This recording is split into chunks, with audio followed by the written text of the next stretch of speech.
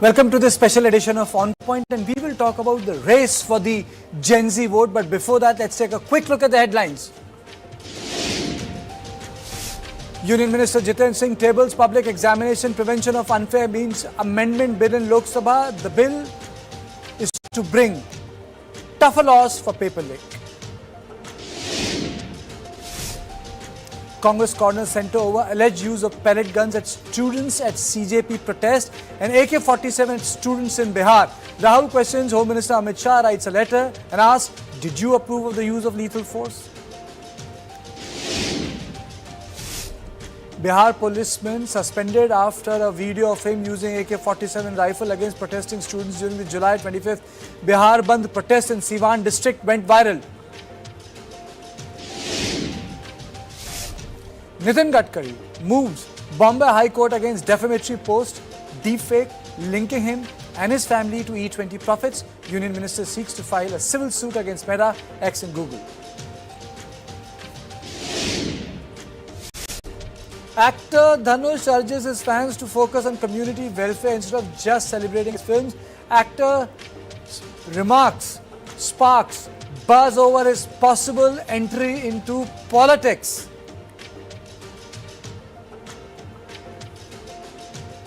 And now to the real buzzword. Yes, Gen Z. After the protest in Jantar Mantar came to an end, there is a race for the Gen Z vote. All political parties have become extremely aware of the power of the young voter in India. It is for this reason opposition has lashed onto it. Telangana's Chief Minister, Revanth Reddy, has demanded that the minimum age of contesting elections be brought down to 21 from 25. This demand has been supported by Union Minister Jayant Chaudhary. Germany and UK allow 18 years old to contest polls in Singapore, and in minimum age there for becoming Prime Minister is 21. In India, citizens can contest municipal and Gram Sabha elections at the age of 21. And Revanth Reddy said the following. 21 साल के बच्चा IAS, IPS, unicorns, Fortune 500 companies का CEOs सब कुछ बन रहा है. उनका शक्ति, उनके नॉलेज सब कुछ दिखते आ रहा है. फिर क्यों राजनीति में नहीं?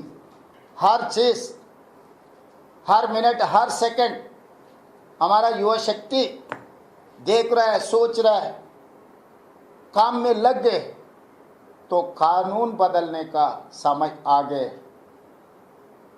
जब कुछ विचार के समय आ गए, दुनिया में कोई ताकत नहीं रोक सकता है.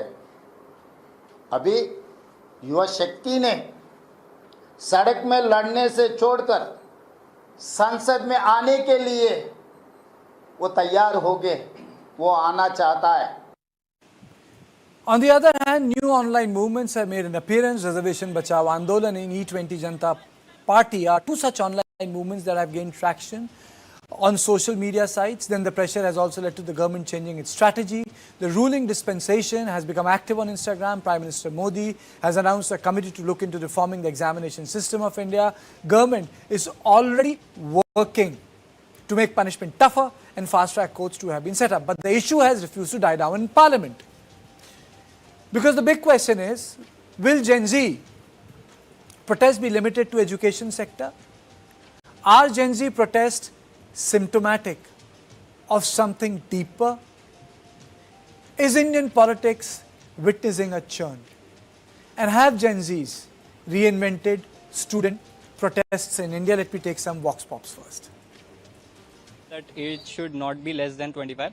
Everyone has their personal opinions and reviews, but if I see the age criteria is 25, that is personally very good at that level, because 25 is an age of maturity when a person can achieve a mental stability and he can have their mental stability to take the decisions as of in the political influence or anything like that. आज का युवान है जो जेन जी generation है, जो updated generation कहा जाता है जिसको, कि जो पहले से ही टेक्नोलॉजी और राजकारण के नजदीक रहा है ये युवान, क्योंकि अपनी डिमांड्स को पूरी कैसे करना है, अपनी डिमांड्स को फुलफिल किस तरीके से करना है वो आज का युवान जानता है। और दूसरी बात यह है कि आईएएस आईपीएस जैसी जो एग्जामिनेशन होती है उनके लिए भी एज लिमिट 21 है। On this issue, I'm joined by Sharanya Verma, student. She joins me from Shimla. I'm joined by Ishita Singh, actor and influencer. I'm joined by Brijesh Pandey, input editor. I'll be joined by my other guests, but thank you all of you. Let me just start by Ishita.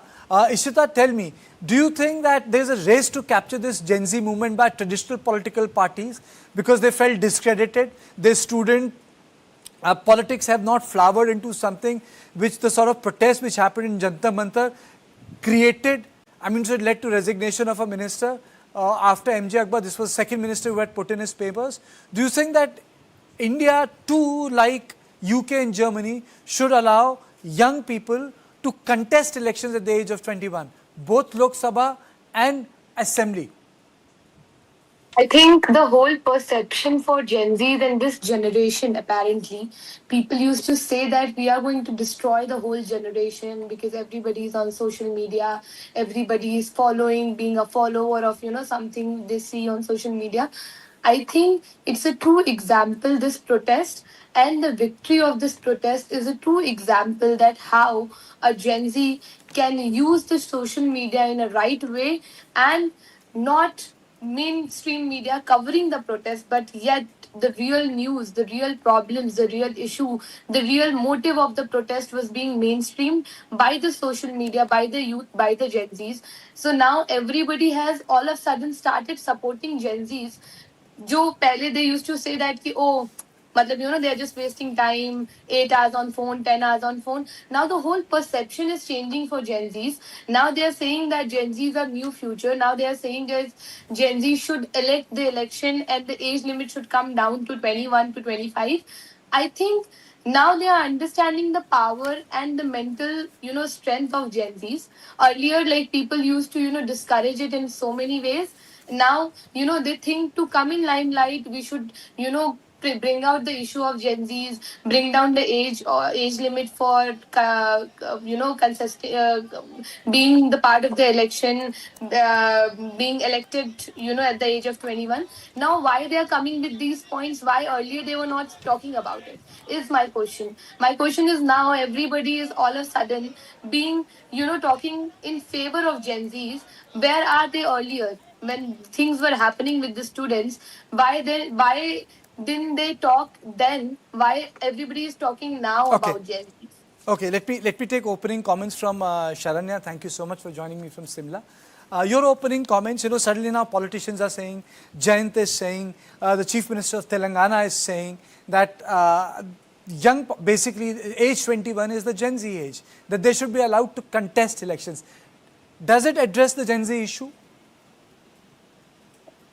Definitely, I don't think it addresses the larger issue, and the issue is not really a Gen Z issue. The issue concerns each and every citizen of our country in the sense that this issue was not just a Gen Z issue, it was the issue of education.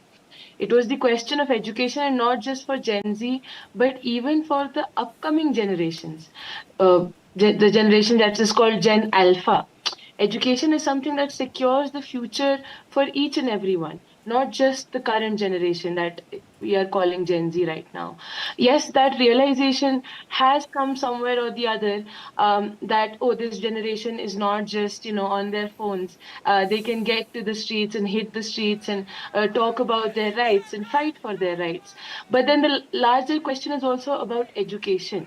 And it is something that needs to be addressed across states by different political parties and different ministries. And the question of education and the question of just watering it down to Gen Z does not also seem fair, because then you seem to be playing this social media game and not talk about the actual issue that is of education reaching to each and every student, be it them coming from any community, any background, or any financial background for that matter. So I think that is education is the real issue here. And when the people of my generation saw that our education is being played with, and it is not reaching each and every one of us. I think that is what motivated all of us to hit the streets and take up this and take part in this movement. Okay, Sharanya, tell me, what are the Gen Z anxieties? What are the Gen Z concerns? The Gen Z concerns, I would say, see, when I look around, I'm a student, and when I meet other students in this 1 month long sit-in also, I was meeting so many people, and most of them had concerns. The people who gave re-NEET, obviously, they had so many concerns that we prepare for one competitive exams. People coming who gave different competitive exams would say that NEET is NEET is not the only exam that is leaked. It has happened across exams. It has happened across states. And they would say that our parents give so much money for coachings. We spend so much time, so much of our mental abilities go into that, and then a paper leaks. That is one issue. And then how we can see across universities, in public universities, the fee is constantly being raised. So education has become inaccessible to people. You can see that. I think in the last 10 years, around 90,000 government schools have been closed or merged. So we can overall see that the sort of attack on education is going on, and it directly affects the Gen Z. It directly affects all of us. When we go to our universities, we see that we don't have permanent faculties there. We don't have appointments for faculties even after our semesters start for 2 months. So when we are going to universities, we're paying the fee, we are expecting something. We go through the prospectus of a university and we think that, okay, now we are in higher education. And now our future will go towards a brighter, on a brighter path. But then we see that in our universities, we are not getting the basic infrastructure. Okay. We are not getting permanent faculties. Okay. So that is the anxieties that we are facing each and every day. Okay, I'll come to certain issues one by one. Let's just politically decode it with Brijesh. Brijesh, suddenly Revanth Reddy gets active, then Jayant gets active. What does it tell us? Well, it tells us that our political parties were slightly late, but they were quick to catch up on this new currency called Gen Z voters, and they are extremely enthused by the fact that what opposition parties were not able to do till in the last 12 years. I think these kids have been able to do. And that is the reason why everyone is all of a sudden has been alerted to the new political phenomena, I would say, which is called the Gen Z and the Gen Z voters. The question, the point which was raised by Revanth or, Jayant, the fact of the matter is that, by barring students or barring, youth at the age of 21 to contest from any kind of election is in itself quite duplicitous. When you can allow an individual, allow a young man at 18 to cast his vote, when you can ask, give him wherewithal to elect a leader, why can't he be the leader himself? At the age of 21, you can be an IAS, IPS, and they are extremely important, positions as far as bureaucratic positions, as far as, making sure that the government's policies are implemented on the ground. So I do feel that, if you can lower down the age limit from 25 to 21, to get these youngsters elected to either Lok Sabha or even in assembly elections, it'll do the entire population, also our understanding of Gen Z, a world of good. Absolutely, absolutely. So Ishita, coming back to the other issue, now there are a lot of I would say the pellet gun issue, the AK-47 issue, the FIR issue, but I really don't want to focus on them first. What I really want to ask is, do you think that this entire Gen Z movement, Gen Z protest, Cockroach Janata Party, is it limited to one single issue of education, or do you think it can bloom into something different?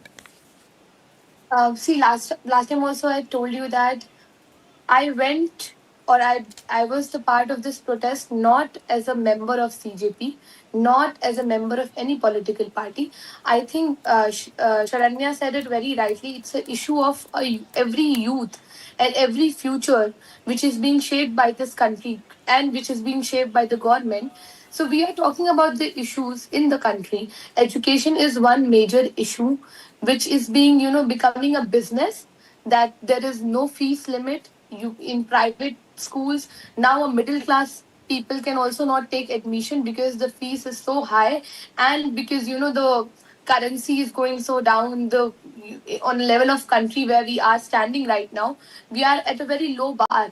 So if you strong the education, if you shape the future of the youth, we will we'll go continue and make a better future and make a better placement of our country globally. So education is one major issue why everybody came all united. There was no caste, there was no religion, there was no divide and rule.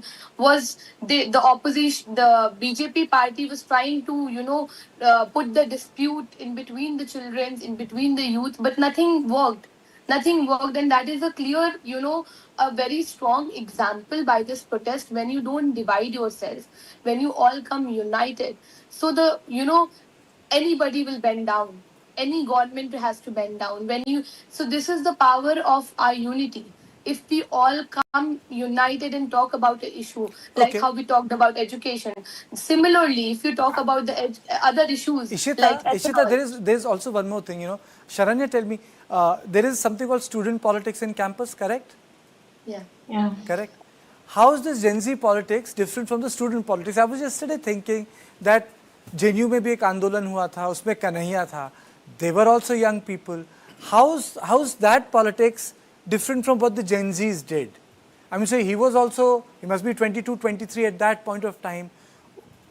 What was the difference? That it catapulted the entire government in a different direction. See, one thing that needs to be acknowledged in all of these, in this huge movement also, is the contribution of the student organizations. I myself, I am from the organization Students Federation of India, SFI, and I wouldn't say that there was much of a difference. I think the major difference was that it was being seen, and everything was being seen through social media, and everything was being communicated through social media, because there was an absence of mainstream media there. But the difference per se, I think it was the first time when campus politics also took not the first time maybe, but then it was also the student organizations that kept the spirits up at Jantar Mantar also, and gave it a direction, in which, because it's a huge, it was a huge crowd, and to give direction to a crowd, to give the correct direction to the crowd, and to sustain that movement on ground, to keep it alive for a month, for almost a month. I think that is something that the student organizations need to be given credit for, and be it the videos of slogans reaching every home, people listening to issues of Sabko Shiksha, Sabko Kaam. These videos, these slogans reaching each and every person. So it was the student organization, and it was also the power of social media that sort of, when both of these things came together, we were able to reach a larger audience, and we were able to also bring people from their Tell me, Oh. home. Sharanya, on the because we are discussing the issue of age of contest being brought down. Do you think it's going to really help Gen Z address their issue? Imagine you getting to fight elections next year or this year. See, Lok again, Sabha I want election to or assembly reiterate the election? fact- I want to reiterate the fact that this is not just a Gen Z movement. This was a movement for education. And I would like to believe that our constitution provides us, each and every citizen of our country, the right to education. Right? It does that, which means that the government of our country, that the people that we elect, also have the duty to provide that right, to give that right, to make education accessible to each and every person. So it is a question of education. And I find that a little disappointing that the people that we have already elected, be whatever the age, that they feel that they are not capable enough to work on that But they are issue of you guys have education. made them feel so anxious. Definitely, that anxiety needs to be there, and I think that anxiety is important amongst political parties and ruling parties, for them to see that no, you have not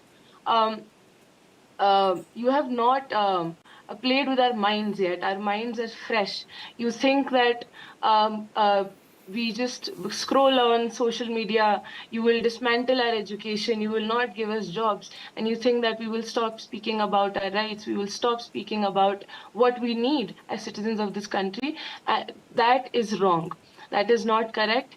So I think that anxiety needs to be there amongst them. And again, it's not the issue of just Gen Zs. More generations are coming. Gen Alpha is coming. There will be other generations upcoming. And they also need education. They also need employment. All of us need education and employment. But you are and not healthcare interested in facilities. contesting elections at 21. It doesn't. Ishita, does it fire imagination? You getting to contest election this year or next year? मतलब UP का चुनाव ही लड़ लो. अभी होने वाला UP का चुनाव, UP का चुनाव लड़ लो, पंजाब का चुनाव लड़ लो. I will be 30 in 1 month. So this age bracket is not, for me. चलो ठीक है. anymore. Suppose you were 22 and I have suppose you were crossed that age. 22. Suppose you were 22 और मौका मिल जाता 23 साल पे. Look, see, larger issue is कि I would have loved to be a part of it, because if I think I'm mentally that much stable to understand the politics of our country, to understand how it works, how education works, how other systems work. If I think I am capable for it, I would love to be a part of it. But if I think I am not capable of it, I will take a step back and I will let someone else who is more deserving to come in front and be a part of it. Okay, Brijesh, when Rajiv Gandhi brought in Panchayati Raj, and he did two things. There was reservation for women, and the voting, people could vote. Early in Panchayati Raj, the voting was, I think, if I'm not wrong, it was at the higher ceiling, but it still didn't help him capture the vote. Neither the gender nor the age vote in 1980s. Well, it's not that any reform which you bring in will normally get you vote. The fact of the matter is that if you remember, in 2024 general election, everybody was talking or saying that, the BJP is going to win 400 votes. There were absolutely no opposition, and nothing was working for the opposition. But the opposition got hold of one critical issue which resonated so, loudly with the voters, especially of Uttar Pradesh and others, that the mighty BJP was reduced to 240. So the question I would say, the answer I would say is that, more than getting a new reform and let it work wonders electorally for you, I think, the chief challenge for any political party is to find an issue which resonates with people by and large. As both of our esteemed panelists, they have been talking about, how they were fighting for education. Now, education is one issue, Karthike, in which, which has a large traction as far as, most of the population is concerned. I have two kids, both of them are going to school. I am worried about their education, and so are lakhs and lakhs of families whose children are appearing in giving competitive examination like NEET and others. So all of this, paper leak and all impacts them directly. And if you multiply, I mean, there are lakhs and lakhs of families and perhaps crores of students who are affected directly by it. So this is one particular issue which has a great resonance. And that is the reason why, this was one particular issue on which the government was not able to double down on the students. It's exactly a week before it started, the march to Jantar Mantar. And I'll be very honest and blunt about it, Karthike, that, what was started by, I would say, CJP and Sonam Wangchuk on Monday, when the lathi charge took place, it became a bigger issue, with students, genuine students, without any political affiliations. They were there, and, they all protested in their own areas, be it Allahabad, be it Bihar, or be it Mumbai, where we saw that young lady, stopping the police van. So, I mean, it had a natural resonance as far as the country is concerned. Also in Absolutely. London. Ishita, before I come to you, let me introduce Vijay Reddy. Vijay Reddy from CJP joins us from Hyderabad. Thank you, Vijay, for making time for News9. Vijay, after the success of your Andolan, now two very senior politicians are saying कि अब 25 साल नहीं, Gen Z को 21 साल पे ही चुनाव लड़वा दो. And Revanth Reddy has said it, that there should be an amendment. He's going to pass a resolution in the assembly, and from 25 it should be brought down to 21. Union Skill Minister Jayant Chaudhary has said he had already written a letter to Prime Minister Narendra Modi, and way back in 2022, he had actually introduced a private members bill. Your comment, is this the Gen Z effect? Is this the effect of the Jantar Mantar protest? Hi, and thanks to all the panelists and News9. Yes, this is a welcoming statement. I'm very grateful that this is coming from the Chief Minister of Telangana, the state I belong to. And this is the long-pending demand from all of the youth that it becomes hard, for us to enter into politics and then build a image out of it, and then for people to believe in us. Everything takes a little time. So if we were given a chance to start from the early ages, then it will definitely support us. And we also have the energy. And now that you're seeing, all of this movement was led by the youth, and more of social media influence, and everything is playing a crucial role right now. So as the days progress, the generation is getting more and more active, more and more proactive in politics. And I truly believe that the age has to come down. But now the question is, will those tickets be given to the kids of the politicians, or will they be given to the common youth?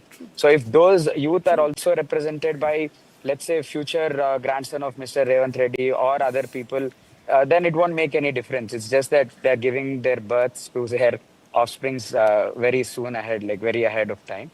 So that's one thing that we have to look at, is what I think. But do you think it solves the issue? You see, I understand that at the age of 21, you can crack UPSC and you can be an IFS officer. You can be a training IAS officer. You can be in the Indian Army at the age of 21. But politics, you can fight Gram Sabha elections at 21. You can fight municipal elections at 21. In Germany at 18, UK at 18.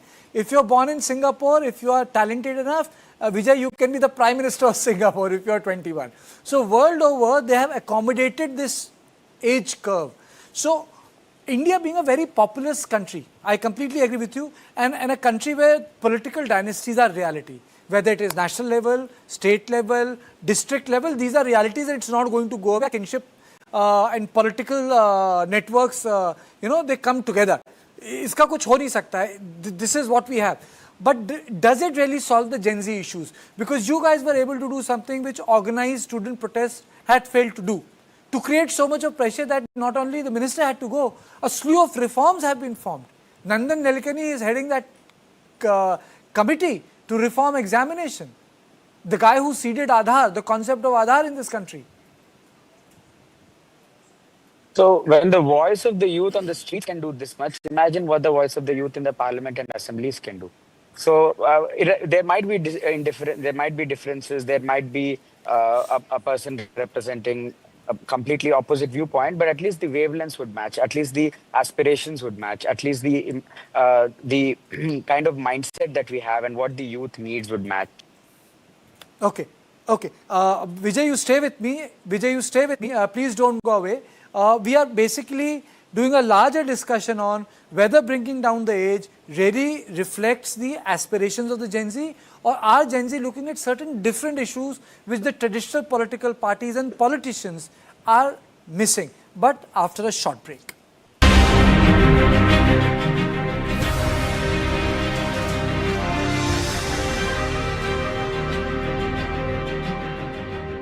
Be नया जमाना. Birla Opus is giving 10% free paint. So now paint worry free. 10% free paint only with Birla Opus.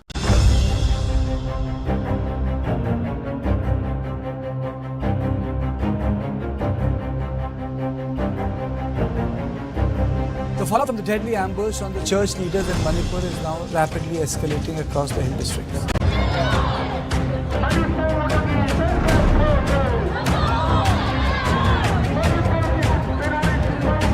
Unfortunately, the government has not taken appropriate action still.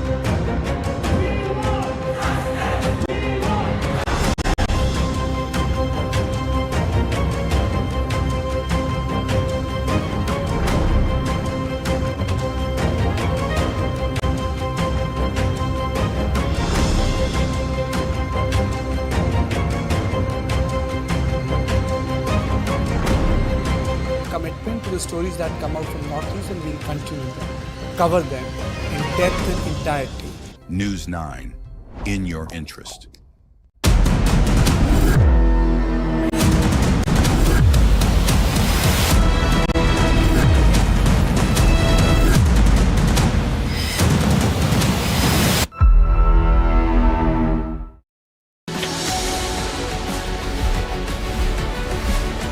why has Iran stopped the traffic in the Strait of Hormuz? They want to attack us, they want to target us, so we have to defend ourselves. They are punishing countries outside the region as well, like India, and like countries in South and East Asia. The big problem that they've created now is the closure of the strait. Ultimately, the main purpose of this exercise is, frankly, to prevent Iran from obtaining a nuclear weapon. Whenever they've got involved in a war on behalf of somebody else, there isn't been just an altruistic purpose.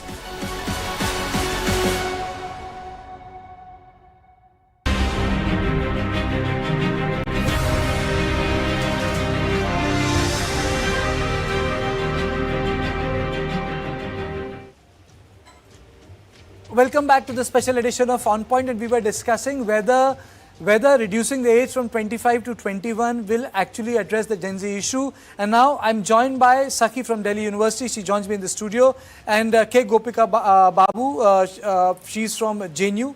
Thank you both of you. Sakhi is from Delhi University, Gopika is from JNU. Brijesh continues to be with me in the studio. Ishita Singh, actor and influencer, thank you for being with me. And Sharanya, she's also with me, and she's joining me from Simla. So now let me straight away go to Sakhi first. Sakhi, we were discussing, now the Gen Z effect is being felt by entire political superstructure, and I was saying that you guys should get to fight elections once you are 21-year-old. Does it address the issue? Does it address what has happened in Jantar Mantar? Do you think is it a knee-jerk attempt to capture the mood of Gen Z, or do you think that young people should be in assemblies and Lok Sabha? I mean, I am not sure if everybody agrees, then we can do it. But is it really the issue that we really need to talk about right now? We fought such a big fight at Jantar Mantar for over 40 days, around 40 days, and there was barely the media was barely listening to us. The people in power were barely listening to us.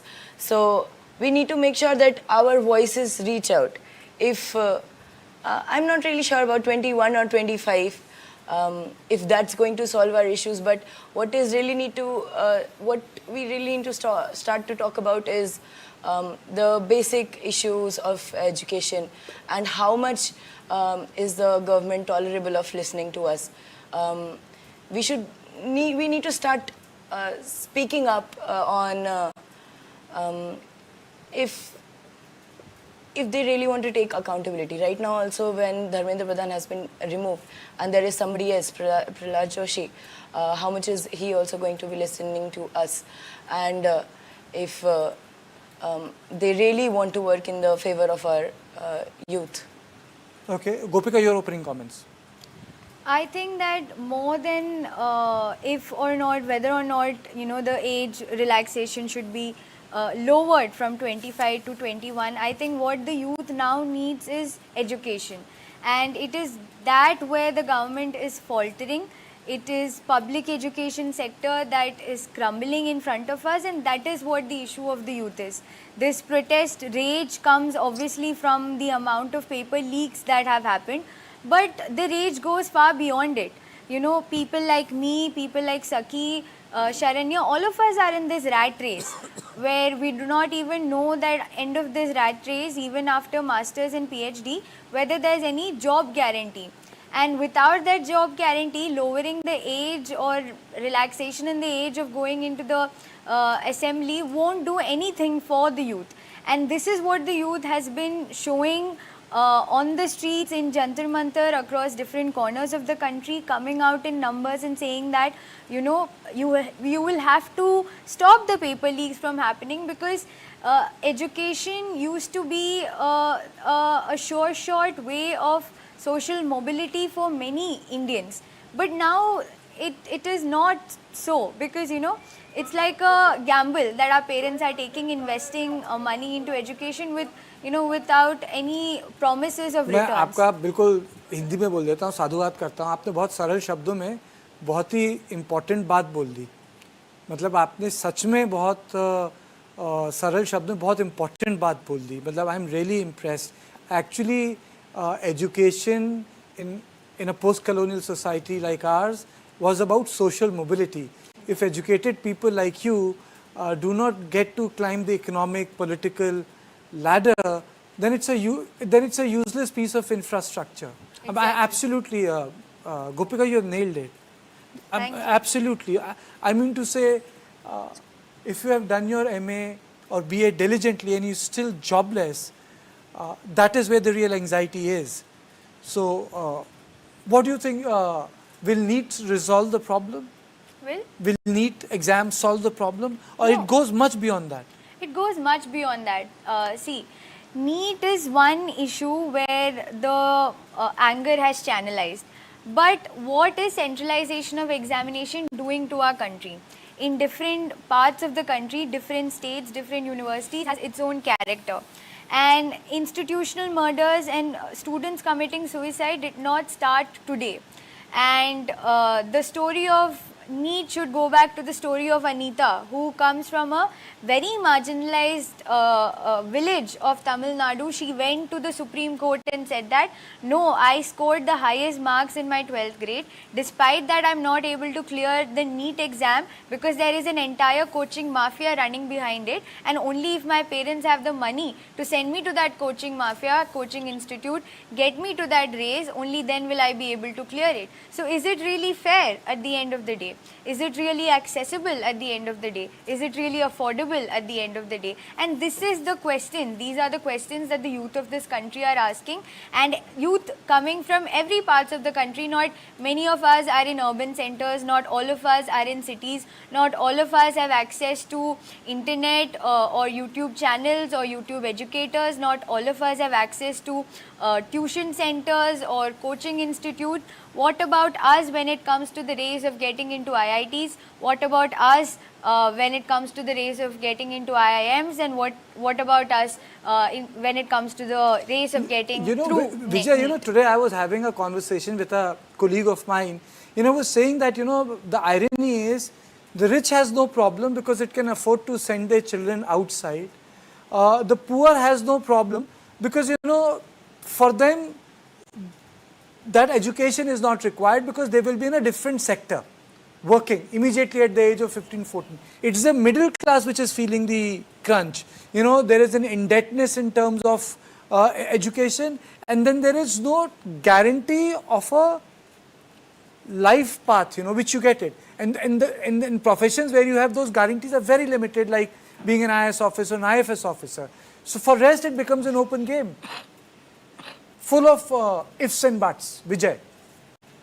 Yeah, so see, I don't agree with the point that the lower income people, the lower income society doesn't have the issue. It's just that they don't have an option. It's not that they don't have aspiration, or it's not that they don't have the talent, but they're not being given the opportunity. Over a lakh of government schools have closed. Many thousands of schools don't have access to toilets, and especially for women. Schools don't have electricity. Where the state I come from, Telangana, 5,000 government schools were closed in the last 2 years. So when these many government schools are being closed, where would the poor send their kids to? They don't have any other option, and that's the reason they go into the workforce right after their teenage or even during their teenage. So it is not a problem that is targeting only one section of the society. Everybody in their own aspirational way have an issue. Even the rich, for that matter, for the amount of taxes they pay, maybe they're not getting the services, they're not getting the public education they need. So every person from their own perspective is facing an issue in this country. Maybe let me reformulate it for you. Maybe I said it in a wrong way. What I wanted to say was the pinch is being felt hardest by the middle class. I think that is what I wanted to say. Because, middle class is about that social mobility, and that's where the pinch has become hard. And middle class is not the middle class of 70s, 2%. Now we have a national middle class. Agreed. In a very Durkheimian sense or the Weberian sense, we have a larger middle class now. We have middle class in tier 1 city, tier 2 cities, and even tier 3 cities. I was there at Jantar Mantar for over 40 days from June 18th, right? The amount of volunteers, we have never even met any of them. Like, they were coming from different walks of life, different parts of the country. The kind of experience they had, the kind of backgrounds they came from was very enlightening to each of us to know what is happening at different parts of the country. Like late nights, we We used to have discussions like Abhijit, Ashutosh, all of us together, just to get to know the volunteers and to know as to why they have come here. And like you rightly said, that each one of them is facing the pinch.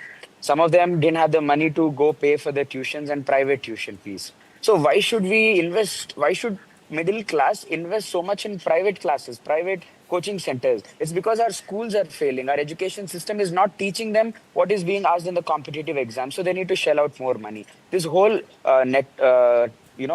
the education mafia, you call it, or the system is not working coherently. It's not having outcomes and deliverables in line. It is here. It's everywhere. Like there's no end to it, and there's no understanding. You guys have taught me something very important. Me being in part of traditional media, Brijesh, the politicians think by co-opting Gen Z in the electoral architecture, they might be able to subsume that energy.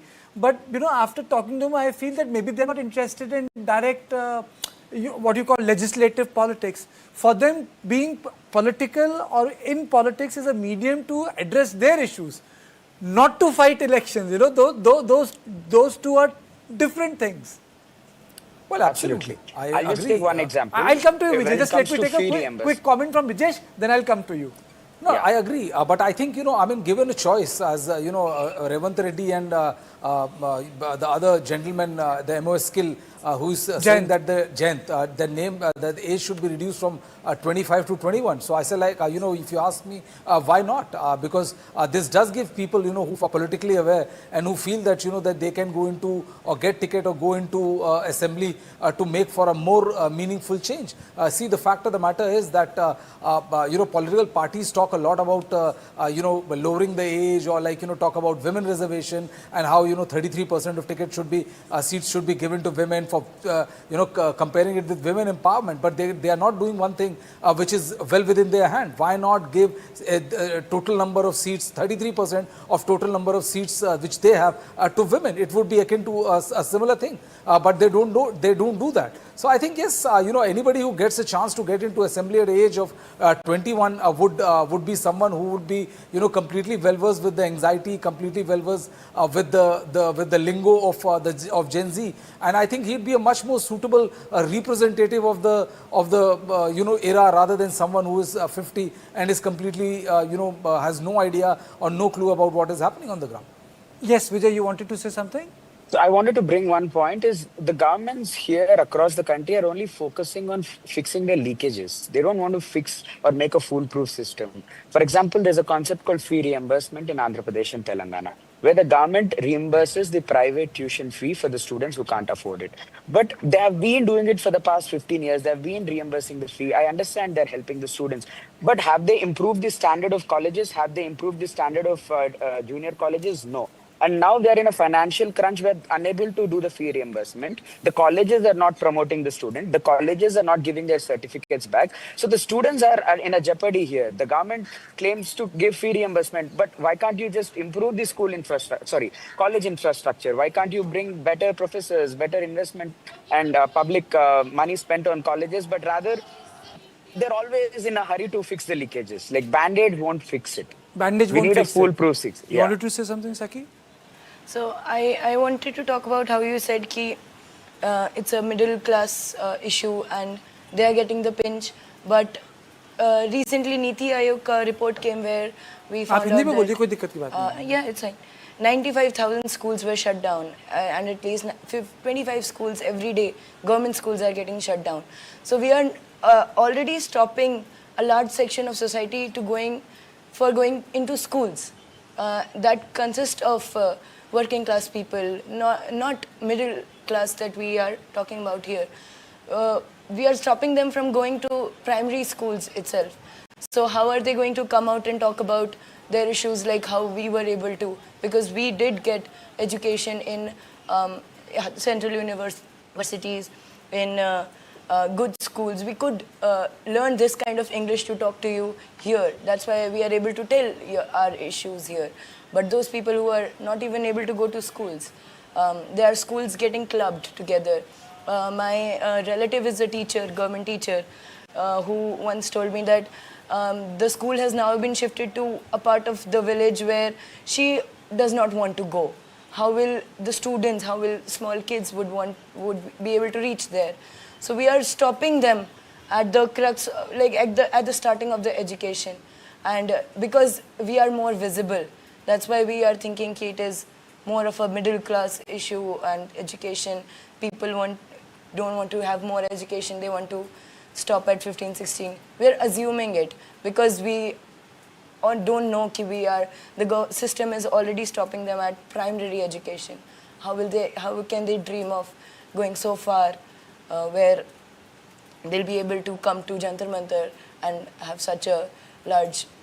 Sharanya, do you think that there is a decline in our educational infrastructure? Definitely, definitely. See, as Sakhi very rightly pointed out, the NEET Aayog's report, 95,000 schools have been closed. So the question of higher education comes much, much, much later. NEET is something that did resonate with the middle class of the country, right? But then NEET is not the only paper leak that has happened. Over 90 paper leaks have happened in the last 10 years. Be it from smaller exams to larger exams, be it any exam, it has happened across exams. In fact, while this movement was going on, while we were sitting on the sit-in at Jantar Mantar, across India protests were happening, UGC NET exam was also taking place. And a lot of our friends went to give the sociology NET exam, and they found out when they were sitting and writing the exam that the paper was AI generated. In a sociology NET exam for PhD, the names of major sociologists were written wrong. And then after that, even such an exam that has been AI generated, that got leaked, while actively there is an active movement going on in your country, in your capital, against paper leaks. So the quality of education decline, and NEET comes much later. PhD comes much later. No, you are right. You are right, Masters Sharanya. Sharanya, you are right. NEET comes much later. You are right. I don't dispute that, and I also don't dispute the fact that I really don't want to get into that academic semantics of upper middle class, lower middle class, working class. That is not relevant. I will use generic words like student, people, state, society. But even in NEET, only few people get in. Yeah. What about those who don't get in? Absolutely, and which is why we are against the centralization of examination, which is why we say that each state should have the right to decide their own examination. Every university should have the right to have their own entrance examination, by which, see, when there is a research university, every research university has its own character. They will have to judge the students who get in. Now, when you are giving a one system fits all criteria, when you're making it a one system, one centralized examination point, first of all, the government advertised it to be a more efficient system where you have to pay very little, you have to pay one time a fee, and you are eligible to apply for any university. But what is the, what is the reality of that advertisement? What you see is now after you give your CUET PG examination for masters, after that, for each admission into every university, you're again having to pay the registration fee. So where is the efficiency? Where is the affordability? Students would have had it much easier if they were willing to apply for DU or JNU or AMU or Jamia and give examination for each. At least then they would have some test of their aptitude. Now we have reduced everything to MCQs, where all you do is raw learning. There is no examination of what your research aptitude is, and this is how we are testing who your country's next generation of research scholars will be. So all of this boils down to the fact that why is there so much emphasis on centralization when it is not necessary? Our country is diverse and rich and unique for a reason, and it's that diversity that we should capture. Vijay, do you think that private universities have been faltering in filling the space? There are a lot of private institutions that have come up. It naturally happens when the public institutions fail, the private institutions do step in at that point. I don't think we should find fault in them. I don't think we should find them, held them guilty or responsible. It's something that the government is failing at. Are they affordable? Are they affordable? They are not. Maybe most of them are not. But you can't expect private universities also to do social service. I understand this in India, education is not for profit. and it has to run that way. Yes. But there are many loopholes in it. What the private institutions do is they run a management company on the back end. They give the contract of management company and then they siphon off all that money. So honestly, expecting the private companies to do a social service is impossible. Let me be very to the point. But I really don't want... Type, please go ahead, yeah? Go ahead. Yeah, so it's the government who has to fill in the void. It's because the government is failing. N number of private institutions, coaching centers have popped up because the government had failed. But I'm so surprised, Sharanya, then I'll come to all of you. Education has been the core agenda of this government. Like social welfare, when UPA was there, those rights and the National Advisory Council, that was the core agenda of the UPA, right to information, right to education. Here, this government, the core agenda had been education. The entire, if you look at the government, even for RSS, education is it has a very strong place. And it is in this education, the entire Gen Z movement came up. I find this very interesting fact. Okay, you take the question. See, I think there is a lot of farce in a lot of slogans. Even when we say that Beti Bachao, Beti Padhao was a slogan. But if you look at the dropout rates of women and women research scholars in the country, it has been the highest since at least 2016. And I come from JNU and I have the data to prove that the number of women research scholars have in fact declined. Sakhi comes from DU. The maximum number of students who are taking the exit option in the new national education policy are women. So we are, as a society, failing women. First of all, we are failing students, and if there is so much focus on education, like Vijay rightly pointed out, you cannot put the onus of having affordable education in the hands of a businessman. They're not going to do it. The onus should be on the government. Brijesh is back with us. Brijesh, I said, this is the question. It is very ironic, The entire education is very central to the RSS, BJP, This is something they pivot because it is something which they want to be working on. And the entire dissent emanated on account of the things they have done in the education sector. How did that happen, Brijesh? Well, I think, one thing is there that the dissent's trigger point was a paper leak. The dissent was not about a lack of quality as far as education system is concerned, of women, dropping out of university. The trigger point was a continuous paper leak, which forced more than 20 students to commit suicide, which forced the Gen Z to take to the ground, and which also, provoked several political parties, albeit they didn't do the way it should have been done, to raise questions about the paper leaks. The state of education is something which we all are aware of. The fact of the matter is that, yes, private universities are growing up. I agree with Vijay when he says that, you cannot expect private universities to do charity. But the fact of the matter is that the choices for people of middle class people to get a good education in a government institute is almost next to nil. And this is the reason why the amount of money which is being charged by private institutions is growing, and there is no way, it doesn't look like that the government has any intention of curbing it or at least putting a lid to it.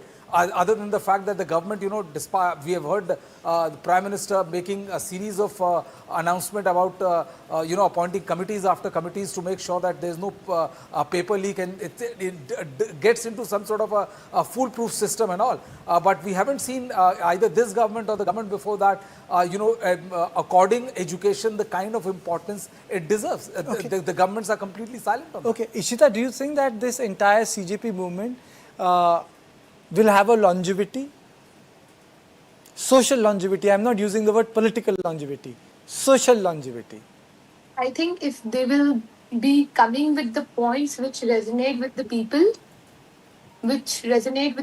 of our country, the longevity will be there. If the party will try to be political and be a part of any political party, the longevity, the trust will go away. How it went from BJP, how it went from the other parties, it will similarly happen with CJP. So it will be more better if they'll not be political, they'll be more genuine towards the issue of the public, and they raise it in the, in the same purity, how they raised this NEET paper leak issue in the same purity.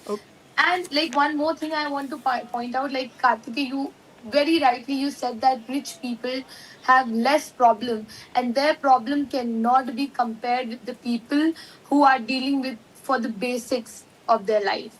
I cannot compare my problem to the people who are sleeping on roads, fighting for everyday food, fighting for everyday, what you say, ki aapko dihadi, fighting for their per day income.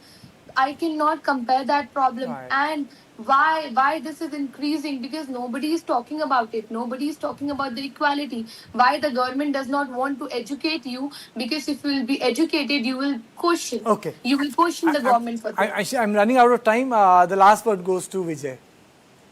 So, yeah, very valid point raised here. And I would like to give an Vijay, do you guys assurance have that- political ambition? Well, I personally might have, but that doesn't matter. I don't think CJP has any political ambition. And to solidify that statement, where I come from, Telangana, we'll be having a peaceful march there to start our agitations on the current establishment by the Congress government, which has taken lives of over 50 people by food poisoning in government schools in Telangana. Over 2,000 people have been hospitalized due to food poisoning incidents in Telangana. Okay. This fight of CJP is against the establishment. There will be any party which is not taking care of its citizens, especially their children and the youth. So we are not here just to target BJP or Congress. It is our responsibility to take the voice of dissent to every street of the country, and we will do our own part in Telangana. And as far as your concern about politics is concerned, that yes, there's nothing wrong in going political, but I don't think CJP has any of that plans as of now, and maybe in the near future as well. Okay, I really thank all of you for joining me in this 1 hour long show. I thank you. I've really run short of time. So to my viewers, this was a conversation with those who were part of the protest, who participated in the protest, those who covered the protest like me, and those who have observed the protest like Brajesh, and those who organized the protest like Vijay, to get a feeling that will reducing the age from 25 to 21 is the answer to the Gen Z anxiety? I would say may not be, because their concerns are slightly different. Electoral politics and getting your issues sorted through politics are two different things. This is all I had on this edition of On Point. Thank you.